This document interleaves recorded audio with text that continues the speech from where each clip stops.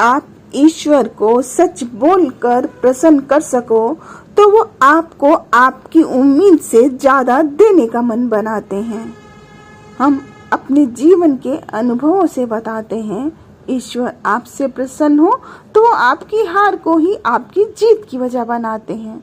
सच बोलना महंगा शौक है, आमतौर पर लोग इसको पाल नहीं पाते हैं। अब मुझे नहीं मालूम मेरी बात कितने लोग समझ पाते हैं। Thanks for listening.